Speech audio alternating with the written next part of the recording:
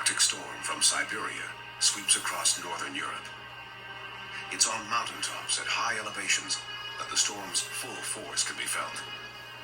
Mountains stand fully exposed to the fury of severe weather. That's why they can be so dangerous to venture onto and so difficult to be rescued from. Jackie Greaves knows about mountain storms. The British grandmother has been climbing for more than 20 years, and she's taken mountain survival courses. But when she set out to climb one of the peaks in the Cairngorm range in the north of Scotland, she didn't expect she'd have to call on everything she had just to survive. Hurricane-force winds of up to 75 miles an hour are common on some peaks. That's the type of storm developing in the Cairngorms, even as Jackie Greaves leaves for the mountains. Jackie packs the last of her gear and arranges to meet two other climbers who will try to reach the summit of one of the highest peaks in the Cairngorms with her. And as we were attempting to get near the summit, the weather got really horrible. It went very, very cold. It was a white out. The gales were blowing. Jackie's in a more dangerous situation than she knows. Still, with conditions on the mountain deteriorating fast, she decides to call off the summit climb and start descending. Then, in the growing storm, things get much worse for Jackie.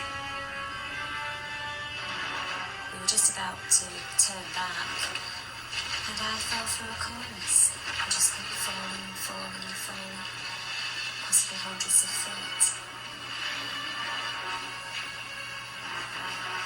Heavy snow cushions her brutal fall onto a ledge, but there's not much to celebrate. Jackie's lost, darkness has fallen, and the temperature is plummeting.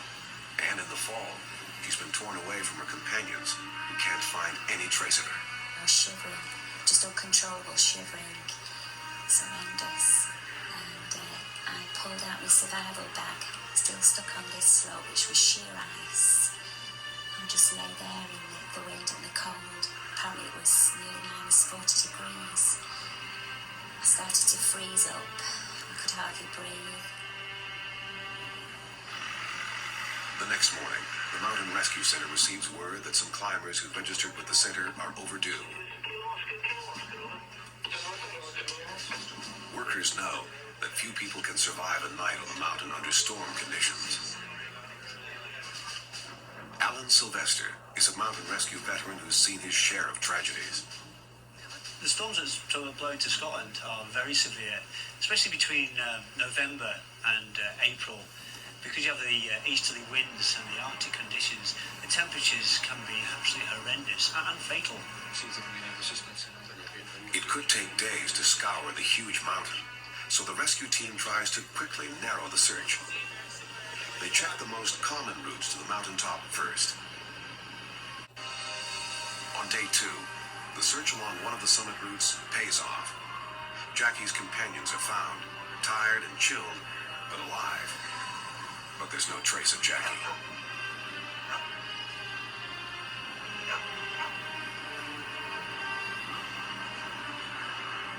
With daylight starting to fade, further searching is impossible. This will be Greaves' second night on the mountain. Rescue crews know it's unlikely anyone could survive 2 nights in these conditions. But Jackie is still alive, still determined to beat the odds. Her mountain parka and layers of winter clothing have protected her from the worst of the cold. In the dimming light, she makes her way off the ledge and further down the mountain. I was back in the misery and the snow and the drifts and freezing and shivering cold, but I had the will and the energy to go on. As night falls, she builds a small snow cave to protect her from the howling winds. Now, her greatest worry is freezing to death in her sleep. I could not go to sleep. I was dying to sleep. What I did to keep awake was clap and play and sing and shout. The weather plays this on your mind to keep you from not going to sleep, keep you sane if you like. And came morning, I hadn't slept. I just kept this routine going, like 10 bangs, 10 claps, 10 shouts, and it kept me from going to sleep. The second night on the mountain, the experience takes its toll. Greaves hasn't eaten in 2 days. She's cold, exhausted, and growing delirious.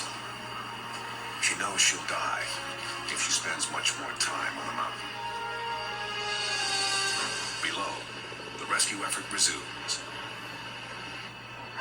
But there is no sign of Greaves. The cruel storm is still battering the mountain.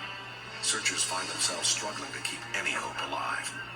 There are times when your heart's not really in it because you're thinking they've been missing now for 3 days and the likelihood of finding them alive is very, very low.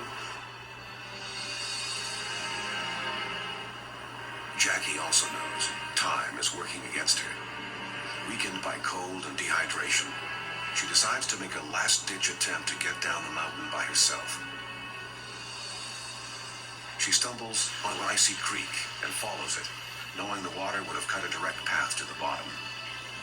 I decided then it's either lie here and die or climb down with my fingertips, which I did.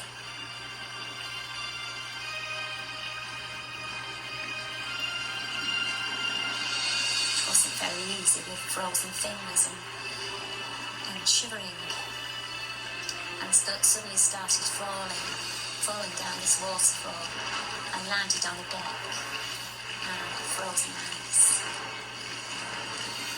The accident nearly finishes her. She starts hallucinating and imagines seeing cars and street scenes. In her lucid moments, she knows she's edging ever closer to hypothermia.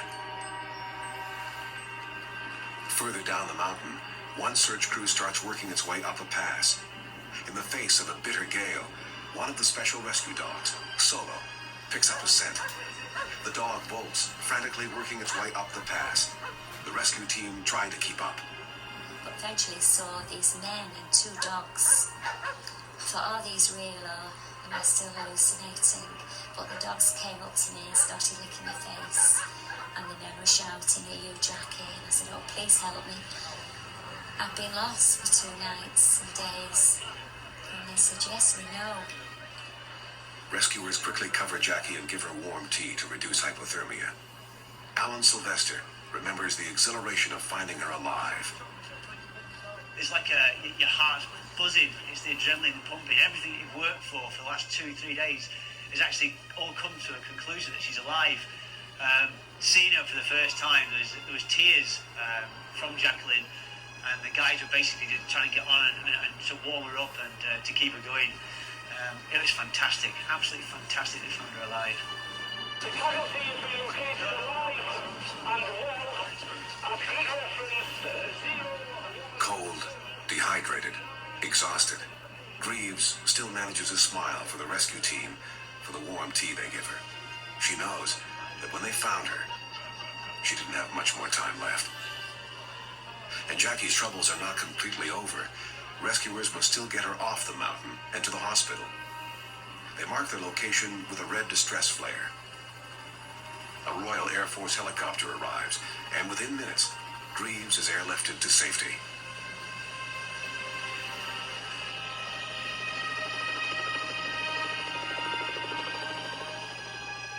Back near the rescue center, Solo the rescue dog basks in the limelight as one of the heroes of the day.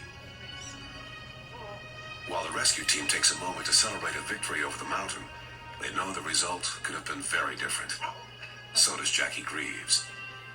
I really could have laid down and died then, but I wanted to go on. I was fighting the mountain. I said, well, the mountain's not going to beat me. I'm going to fight it. I'm going to get out of this situation, which I did.